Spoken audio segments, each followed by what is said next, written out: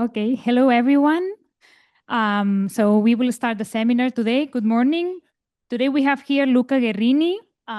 He obtained a master's degree in industrial chemistry from the Università degli Studi di Bologna in Italy. And after several years in the private industry, he obtained a PhD in physical chemistry in 2009 at Estructura de la Materia, Instituto de Estructura de la Materia, and also CSIC in Madrid.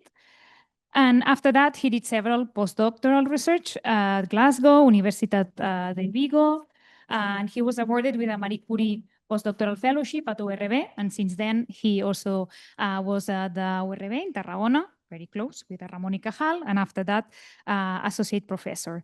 So he has been working at the Department of Physical and Inorganic Chemistry at the URB, and his research focused on the rational design, synthesis, and optical characterization of plasmonic materials, with a particular emphasis on SERS that he's going to show that today. So whenever you want, Luca. Thank you. Good morning, everyone. First of all, thank you very much for the invitation. Very pleased to be here today. And the scope of this presentation is to provide a very general introduction to this ultra-sensitive technique called surface-enhanced Raman spectroscopy, and to provide representative examples on how we integrate this analytical tool into chemical sensing. Before starting, I want to say that unless otherwise stated, I will be using examples that I extracted from work that I contributed to since my early PhD years, through my postdoc in Glasgow, and then, as Judith said, as a Ramón y Cajal.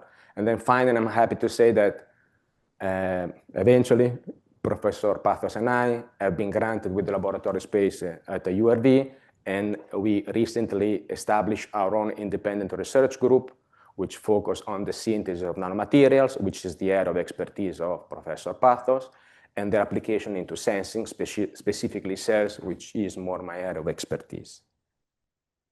Possibly, SERS, more than many other techniques, could be sometimes challenging to grasp because it combines all the features of conventional spectroscopy with all the variables of nanomaterials. Plus, I often find that the terminology used in this field can be misleading, starting from the same definition of the technique as we will see later. And so let's start from the very, very beginning.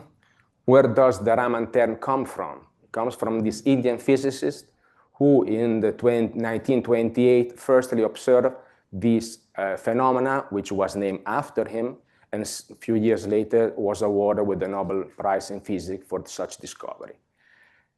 However, Raman spectroscopy remained a curiosity until the 60s, when finally the invention and the implementation of laser into the Raman spectrometers revolutionized the technique, providing the necessary intense monochromatic light to obtain detectable Raman signal. And since then, Raman evolved into a well-established technique with many applications in multiple fields.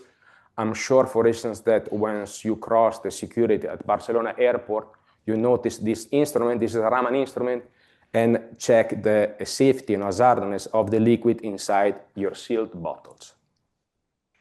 And the Raman effect relies on the inelastic scattering of the incident photons, meaning we have our monochromatic source of light that illuminates the material, and the coupling between the oscillating electric field of the laser and the electronic clouds of the molecule promotes the simultaneous absorption and emission of the incident photons. The vast majority of the photons are scattered with the same energy, elastic scattering.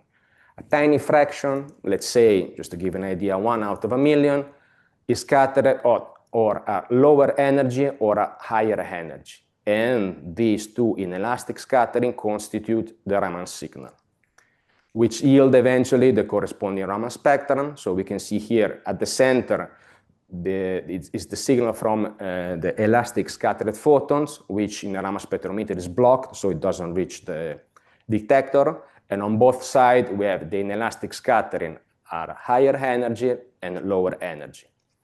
A key feature here in Raman is that we do not represent the intensity of the signal against the absolute energy of the scattered photons, but rather the Raman shift the change in energy as compared to the incident one, because it's there where it lies the chemical information, since such energy modulation is directly related to the vibrational energy levels of the molecule.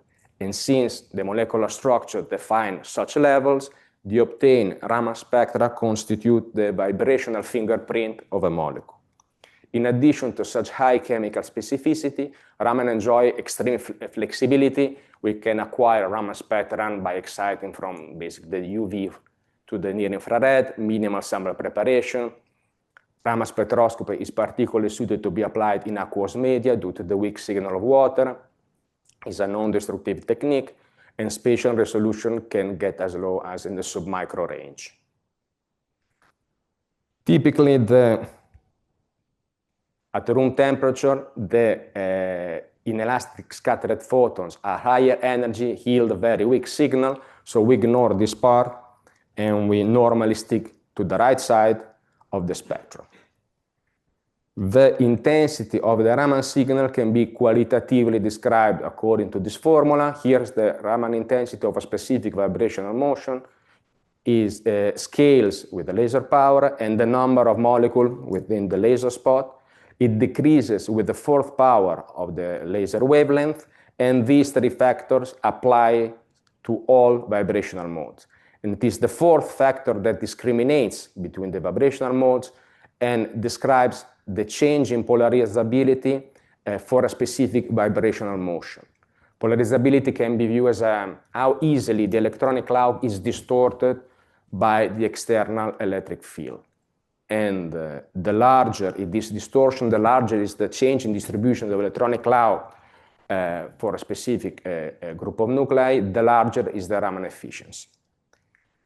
And this somehow intuitively explain why in Raman spectroscopy we love, for instance, aromatic rings, because the extended pi electron system provide this bulky, chubby cloud of electrons that during specific motion, for instance, this is the breathing of the ring, is highly distorted, therefore increase the Raman efficiency of the process.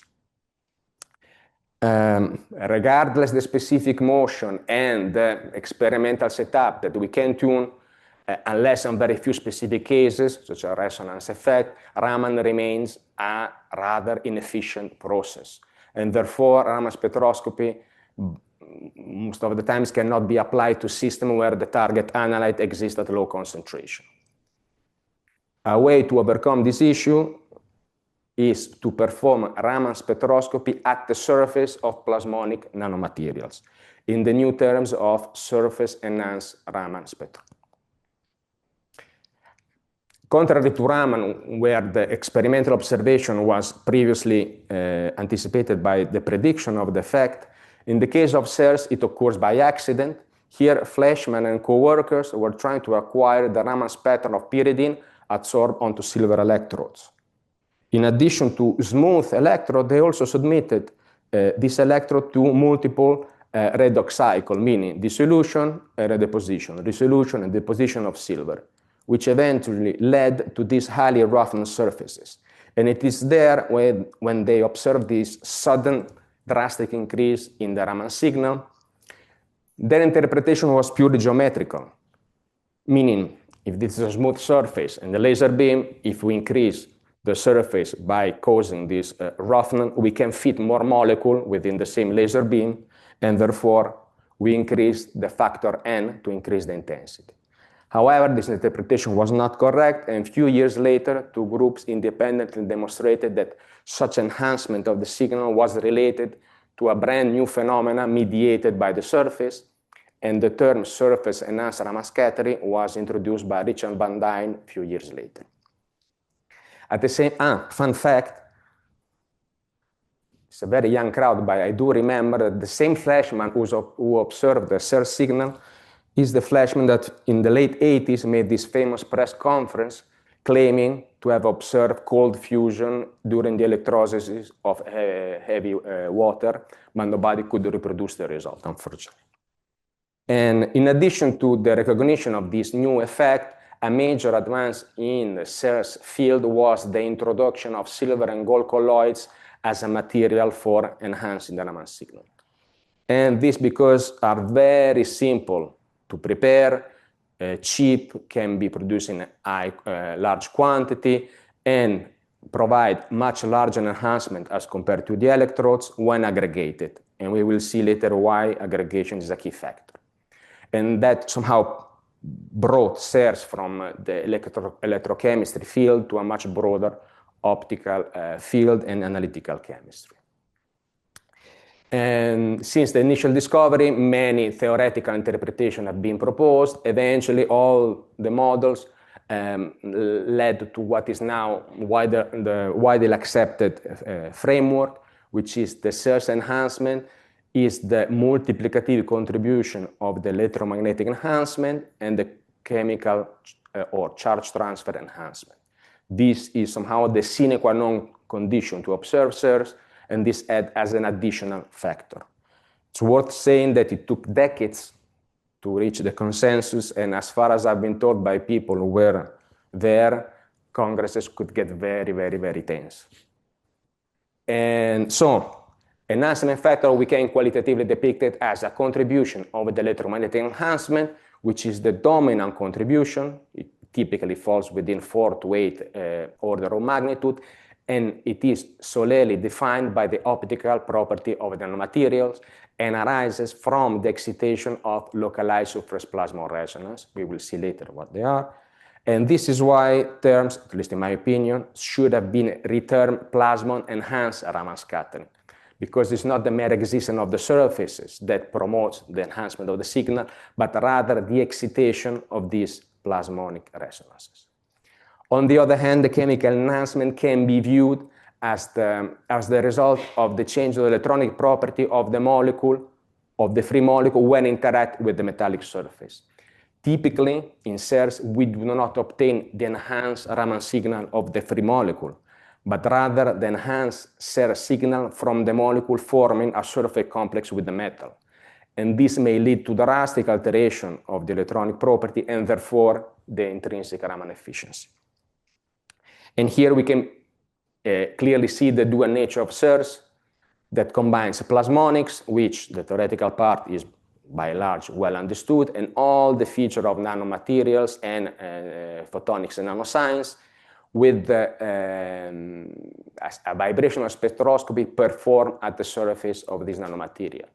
And in this second part, every experiment, every system should be interpreted on a case-by-case basis because of the unique combination of the surface property of the material and the electronic property of the molecule.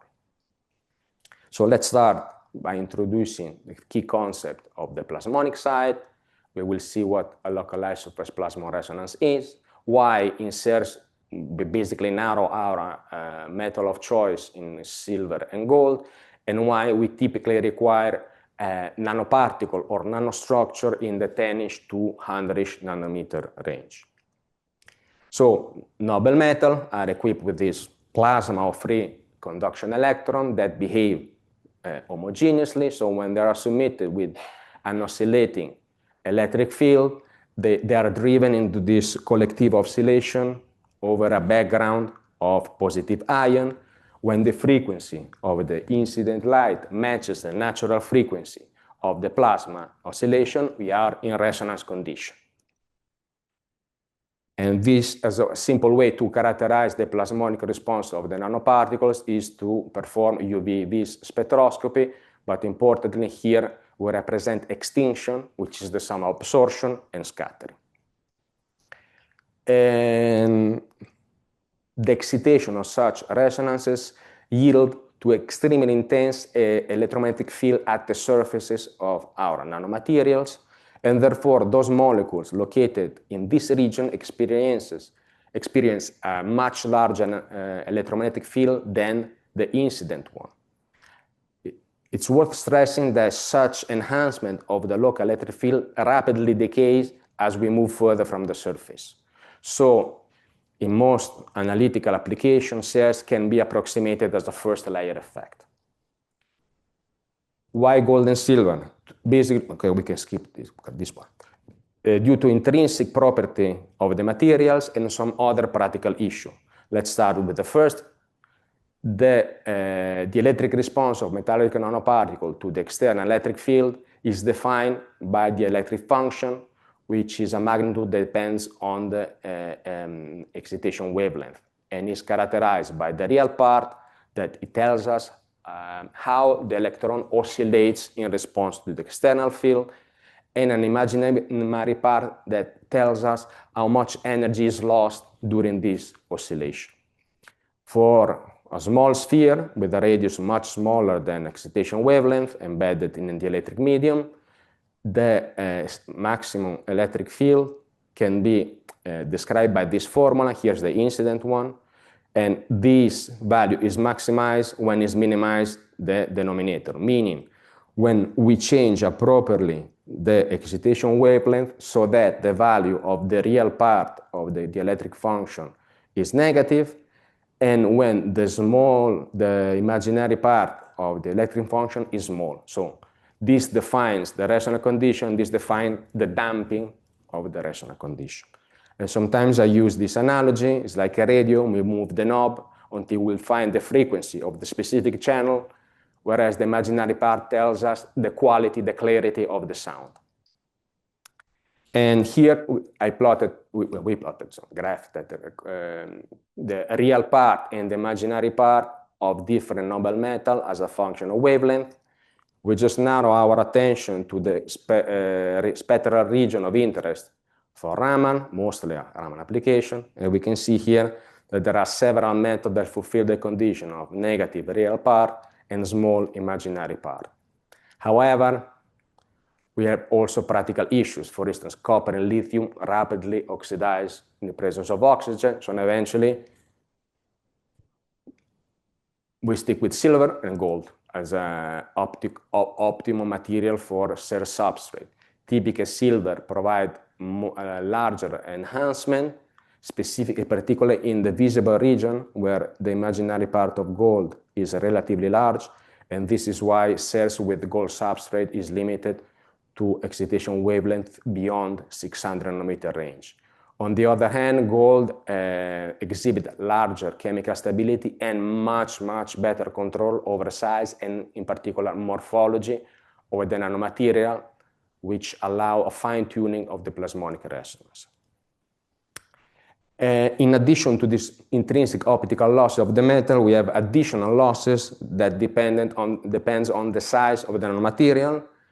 We go directly here. We can briefly say that some losses increases by decreasing the size of the nanomaterial. Some other losses increases with the size. So eventually we find ourselves in this middle ground here where we have a good compromise between all the contribution of the losses and we minimize the overall damping factor, maximizing the local field at the metallic surface, which in turn provide the highest SERS enhancement.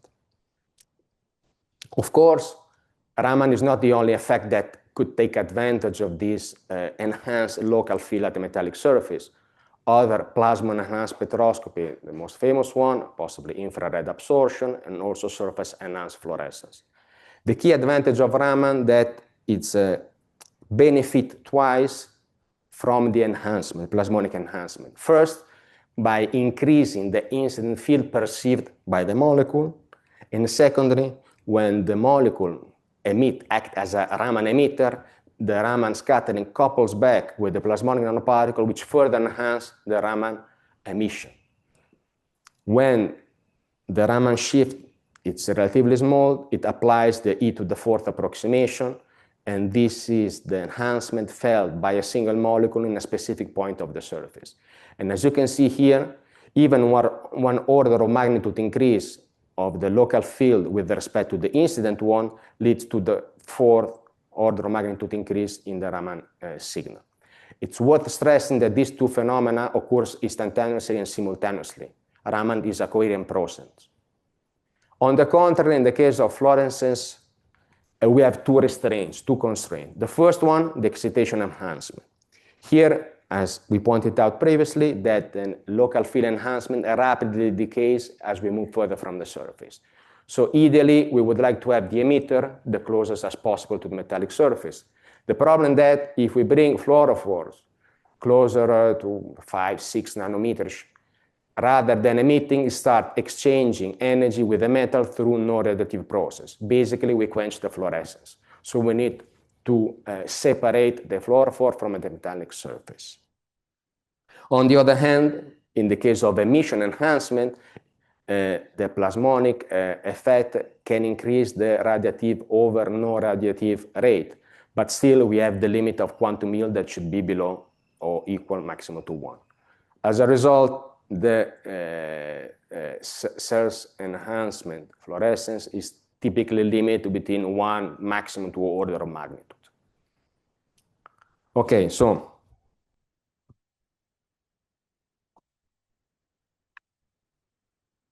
now let's see how we fabricate the SERS substrate. There are a multitude of methodology which can be broadly classified into bottom-up methods that typically relies on the chemical reduction of silver and gold salts in suspension, and top-down approaches, mostly based on lithographic method that nanopattern solid supports. Each method has pros and cons. Typically, the chemical methods provide a cheaper approach, larger scalability, and can provide large enhancement, but typically to the detriment of signal reproducibility. We will narrow our attention here. And as previously discussed, a key feature in maximizing the SERS enhancement of spherical and silver gold colloids was to induce nanoparticle aggregation. Rather, it's the same molecule that destabilized the colloids, or this was during the 80s, 90s, until early 2000, we induced the aggregation of nanoparticles by adding an external salt, which destabilized electrostatically the material, causing this aggregation. So what happened when the nanoparticles interact with each other? So in this case, we have two well-separated gold nanoparticles, and the plasmonic resonance act individually, and the electromagnetic enhancement is a relatively homogeneous distributed over a nanoparticle, but rather weak. When we bring them closer to each other, the plasmonic resonance starts coupling, as this is revealed by the major shift of the extinction profile. The closer, the larger the red shift, until let's get to the 1 nanometer gap.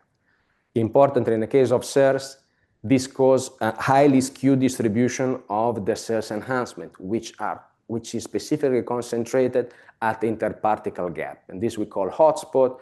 And let's say a molecule located in this position can yield a SERS signal which corresponds to 1,000 of molecules outside the hotspot. And this is why this aggregation is a key factor. And here we can compare, here, this is the extinction profile, and here it's the enhancement factor within the gap. And we can see here, the closer the gap, the exponential is the increase in the SERS enhancement, reaching value allowing single molecule detection.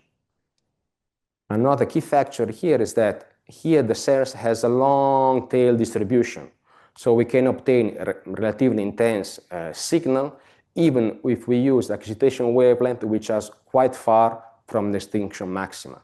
And typically in aggregated system, the plasmonic profile is at best indirectly related to the SERS enhancement, but often doesn't provide any information, because this is the average response of the plasmonic properties in the far field, whereas in the case of SERS, it dominates it by the event at the local field, in the near field.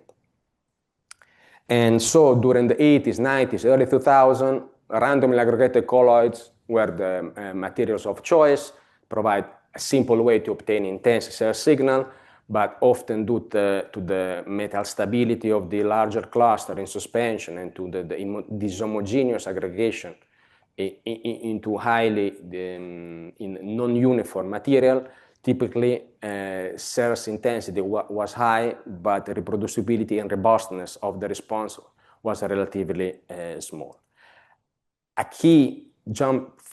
major jump forward in the SERS field was the introduction of novel nanofabrication tools capable of synthesizing highly efficient SERS substrate with robust and reproducible response. And that boosts SERS from a pure spectroscopic niche into the nanoscience world. These tools allowed for the control organization of nanoparticle also in suspension or homogeneous distributed over solid support. And another key feature in the nanoscience advances was the ability to carefully tune the morphology of nanomaterials. In fact, when we break the spherical symmetry, we generate new plasmonic resonance, for instance, the case of nanorods, that can be widely tuned over a much larger spectral range as compared to the sphere morphology. And in the case of SERS, the presence of this high curvature region acts as a sort of concentrator of surface charge that further enhance the electromagnetic enhancement in these tips.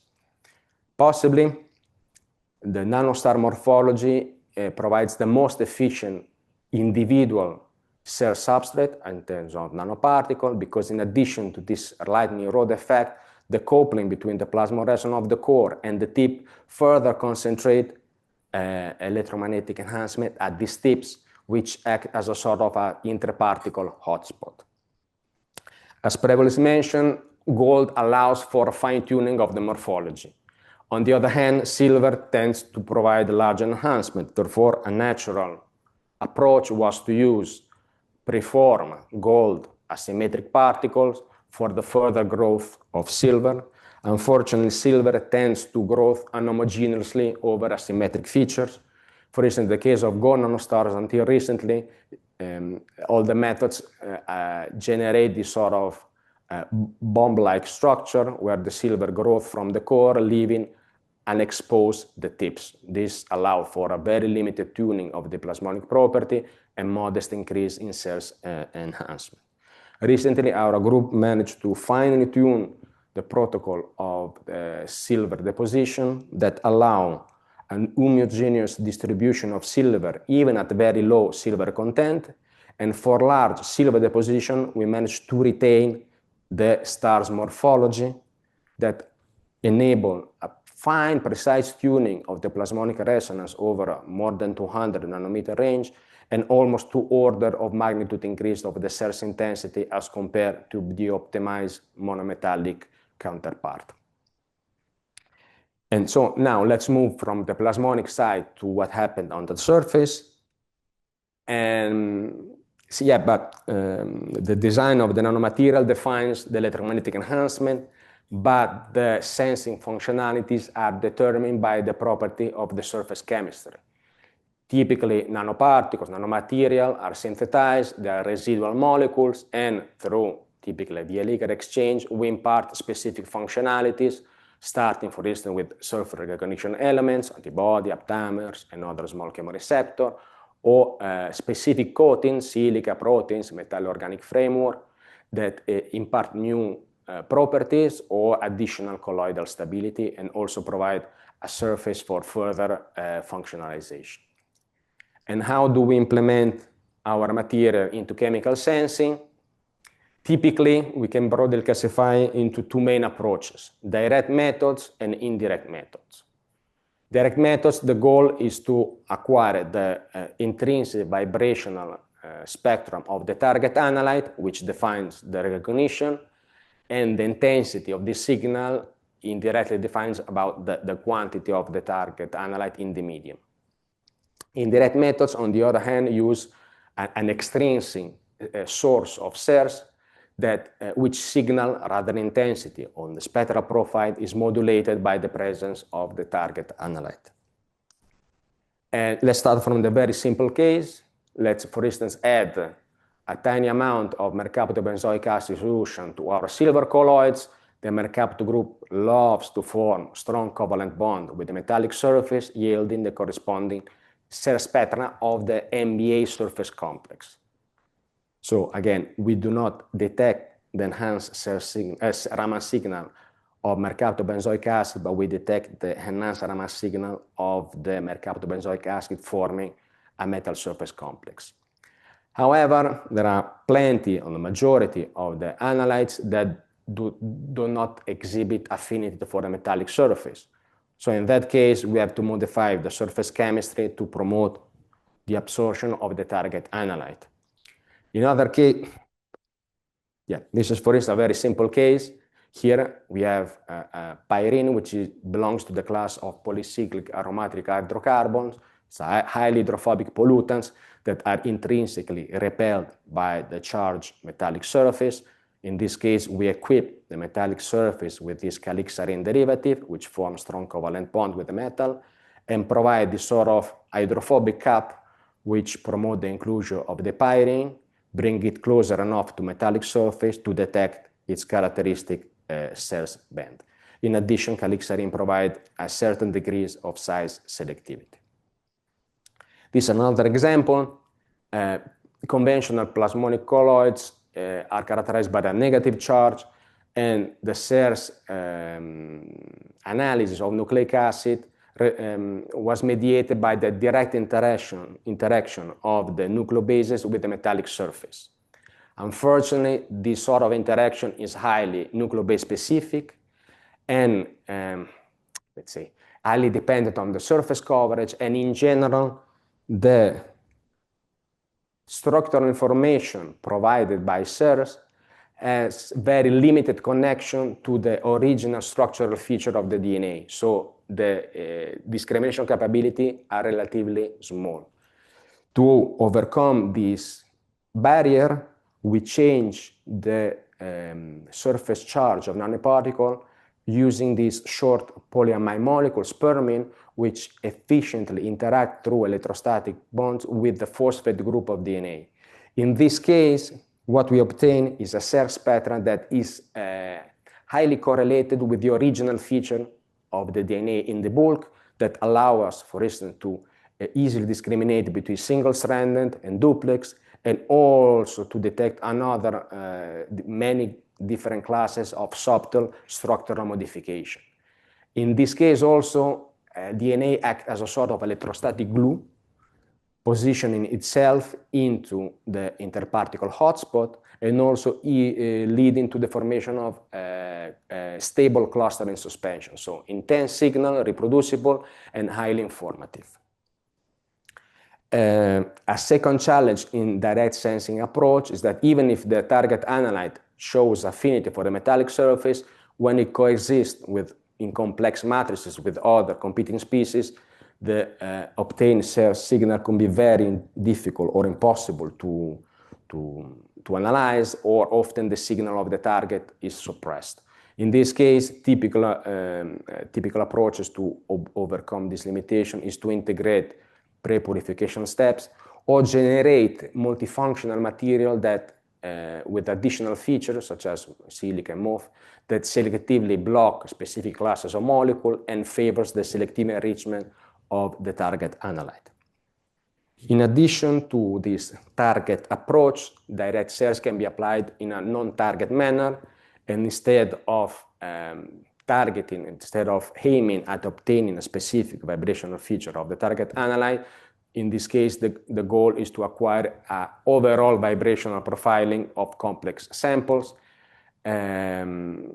However, this case is often difficult to visually identify a specific pattern, and this is why the advances in machine learning techniques drastically improve the applicability of direct SERS in these approaches.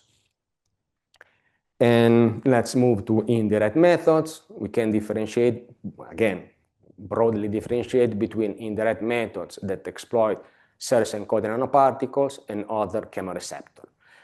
If we want to make a comparison with fluorescence, we can view these SERS-encoded nanoparticles as fluorescence label, which fluorescence signal is decoupled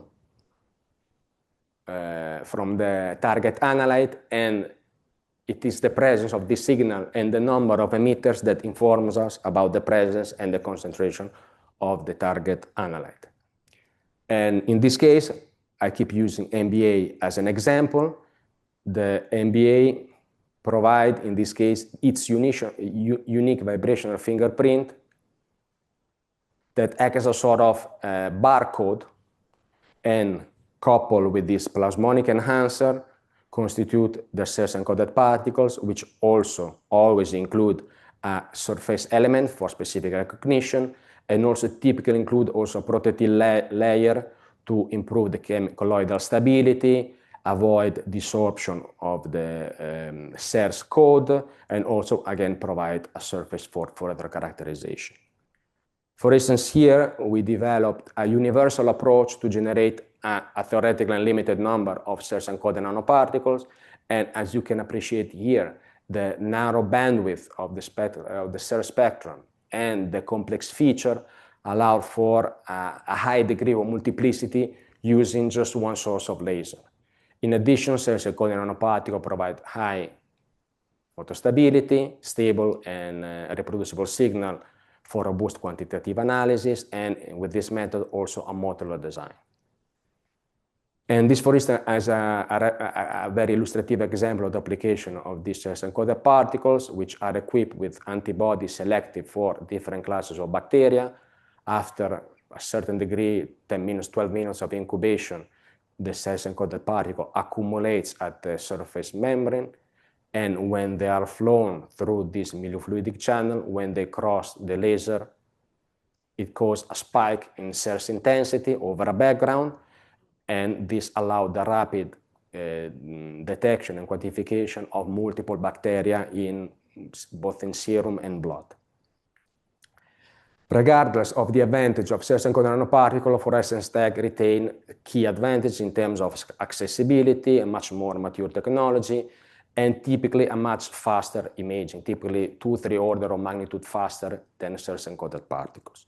This is why a natural evolution was to implement both features into the same particles, and an example of application is exploiting fluorescence for rapid mapping and the larger multiplicity of SERS for a better description, characterization of the sample.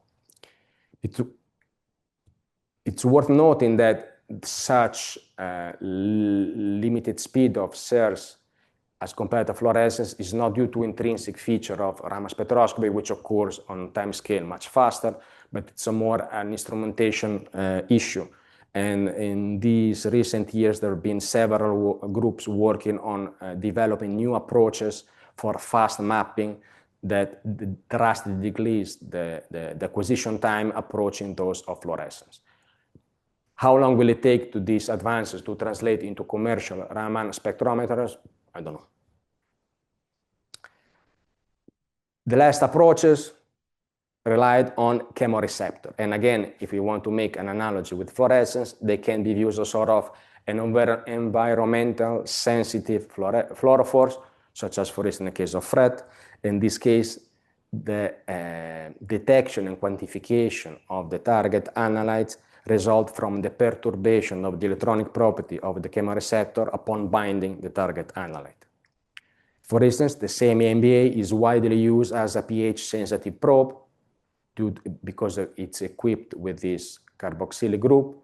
Different degree of protonation leads to significant change in the SERS spectrum, and as a result, we can generate a radiometric representation over the pH value, and we can monitor the change in the pH of the environment. For instance, Palaor and co-workers use this approach to map the local pH in live cells. Here is a little bit more sophisticated approach. Here the chemoreceptor combines a peptidic sequence and a mercaptobenzoyl moiety that provides an anchoring to the metallic surface and also yields a very intense SERS signal thanks to these aromatic rings. This peptide sequence selectively recognizes this oncoprotein, which lead to a drastic restructuration of its structure, causing deformation and reorientation of the aromatic ring, which are reflected in changes in the SERS spectral profile. And again, through radiometric approaches, we can quantify the oncoprotein in complex medium biofluids. Finally, the last example. Perfect. I guess you had a talk a few months ago about integrating metallic organic framework. In this case, we had these polystyrene beads coated with silver nanoparticle, and we further coated with the outer ZIF-8 shell that provide additional functionalities. In particular, it prevents the absorption of biomolecules or particulates, and also act as a sponge for certain classes of molecule. In this case, we selected chromogenic reagent for metal ion detection, and therefore capable of entrapping this molecule, which we will later use as a chemoreceptor for copper ion detection. And as you can see here, before and after the coordination, we have a major reshaping of the batocuproene profile, which again can be related to the content of copper. And this molecular sieving property allowed us to integrate directly our material into complex media, such as natural waters and urine, for the quantification of copper related to Wilson disease. And you can also skip one.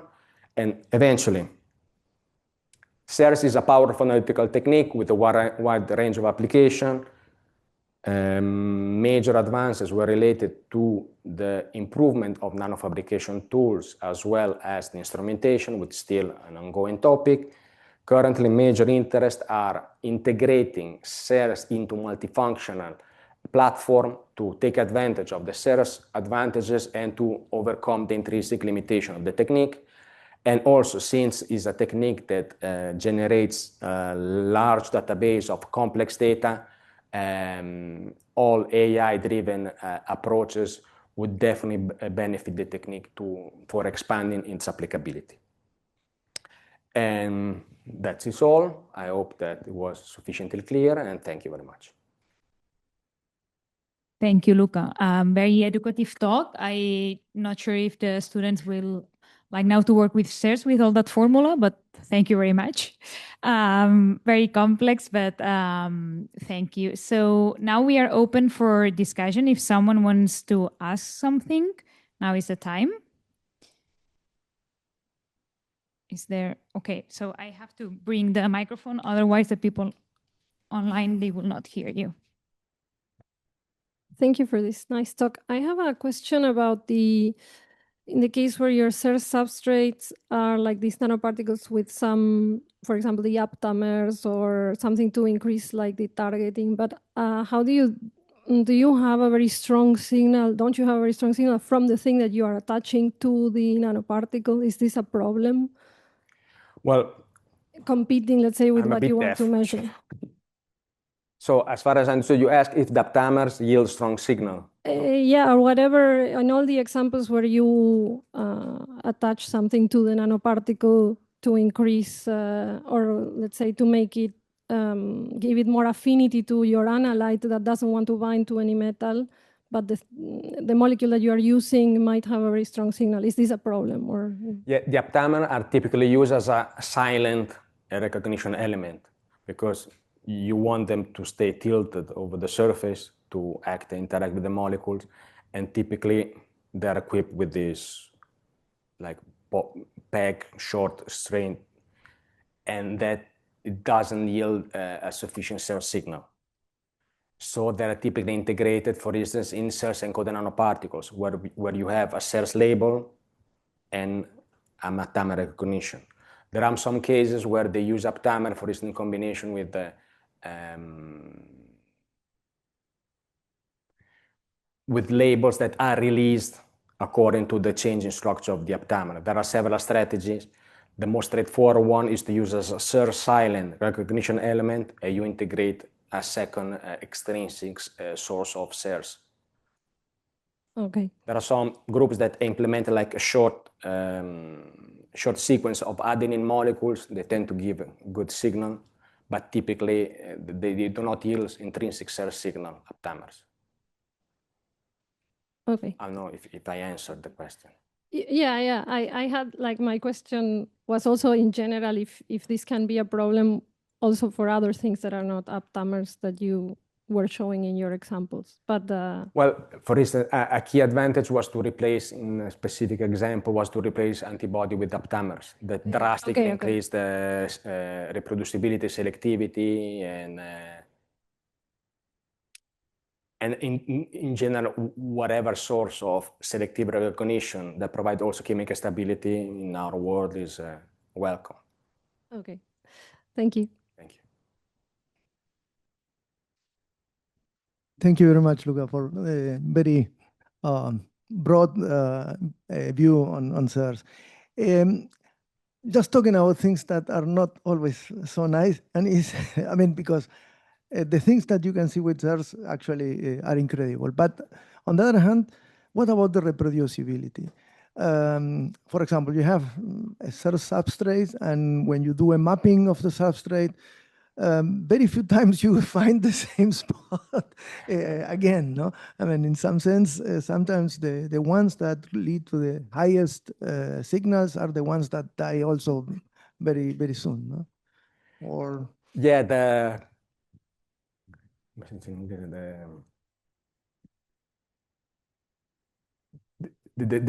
as a rule of thumb, the larger the enhancement, the lower is the reproducibility. So even in terms of the design of the SERS substrate, there are no perfect SERS substrates. You need to frame your analytical problem and design your system to fulfill the condition. So typically, the lower the enhancement, the larger the reproducibility. And this is possibly why most of the SERS commercial substrates still remain individual nanoparticles. And because also there are kind of practical issue that a lot of variables that should be dealt at the same time, which can be dealt at the same time, but is not as straightforward as other technology, as for instance fluorescence, that is much more reliable in terms of end user use. Okay. Any other question here? If not, I'm going to ask you about the artificial intelligence part. So is there any database now, considering all the data generated from SERS? Is there something out there? I don't know. The problem is related also to the previous question, that whereas you can somehow reproduce the electromagnetic enhancement for specific morphologies and nanomaterial, the surface chemistry and the unique feature of the molecules should be taken on like a more case-by-case basis. So another possible limitation in terms of SERS is cross-comparison of the data between different laboratories and different substrates. The simpler is the molecule, the easier to compare the data, but even subtle changes, as we see in the case of DNA, larger molecules, they can fold or change the median, might lead to subtle changes, maybe are not the key ones, but... And then, if I may ask about the stars, when you showed the ones that had both gold and silver, can you control the deposition of silver and the thickness of the deposition of the... Yes, we didn't put there, okay, I didn't put there, but we always, you know, in the valley, it tend to grow a little bit larger, but we managed somehow to create a sort of homogeneous, and with the contrast, a little bit contrast, you can see a little bit the difference between gold and silver, so you can actually measure roughly the thickness of the shell. And the key advance here was to make the reaction as low as possible so that the coating is homogeneous rather than growing from the core.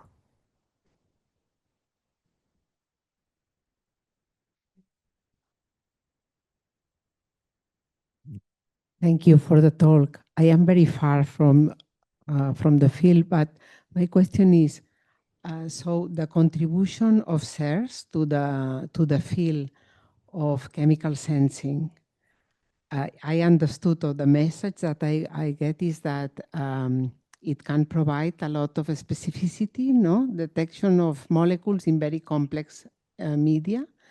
So is the spectroscopic technique more appropriate? So which is how far we are from that? Because as a chemist, this is fantastic, no? So a little bit of how far we are of techniques that... From like commercial application? For example, yes, application. Well, maybe I'm not be exactly on top of the material, but even when I work like for a short period of time, a spin-off, The most reliable ones are SERS encoded nanoparticles with homogeneous feature that use very specific SERS label that provides a well-characterized signal. On the other hand, it's a very valuable tool for surface characterization. Then transition from academic laboratory to the real-life application in terms of robustness, I think there's still a gap in there. And on the other hand, as far as I remember in my early days of PhDs, the tendency was always to say, with SERS, we will replace fluorescence, but it's not the case. The idea is to integrate SERS where other technique fails to reach. In the case of SERS, has the advantage of this, for instance, compared to fluorescence, this high specificity, because you can, with one laser, in principle, provide a profiling very precise of for instance, of a cell with different receptors or other features. And it's suited when you aim at ultra sensitivity. So regarding sensitivity or the specificity, do you think that is the technique? Yeah, always have to keep in mind that we always need to have a plasmon enhancer. So we always have to integrate nanomaterials, and has key advantages, but also key limitations. And it requires a certain degree of complexity that it's worth, I think, pursuing once you have specific target there in terms of multiplicity or ultra sensitivity. To be honest, because I'm not here to sell the technique. Thank you.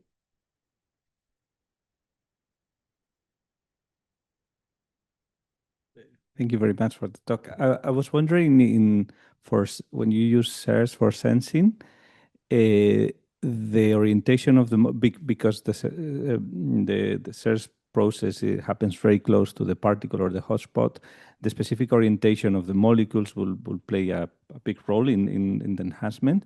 So I was wondering whether when you use SERS to identify a molecule, whether that would give you the fact that it's so sensitive, it would give you very many different Raman spectra for a given molecule that are not the kind of the ensemble one, but rather like the position, depending on the exact position, how you position or how the distance, you would have a different Raman spectrum with a different intensity. So I was wondering if there is any strategy to actually to identify a particular chemical, providing all of this variability, in particular in terms of quantification. Yeah, precisely. The enhancement of the Raman signal has a larger contribution on the longitudinal perpendicular one than longitudinal one.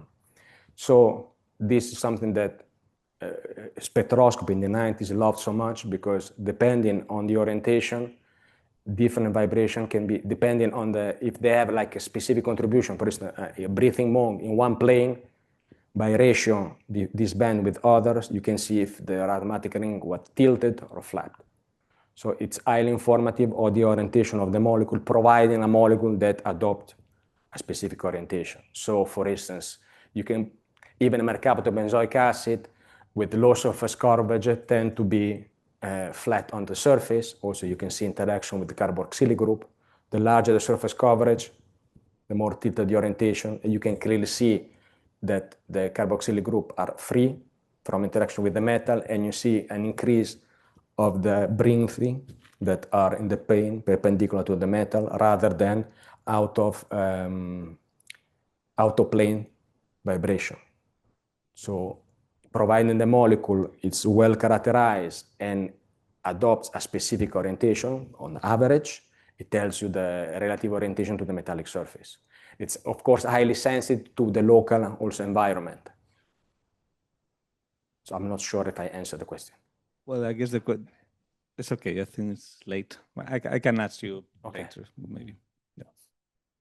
Yeah. Well, is there any other question in the audience? Otherwise, we're gonna close it here. So thank you very much. And as I was saying, if someone wants to connect with Luca, he's gonna be here this afternoon, so you can come here and we arrange a meeting. Thank you very much.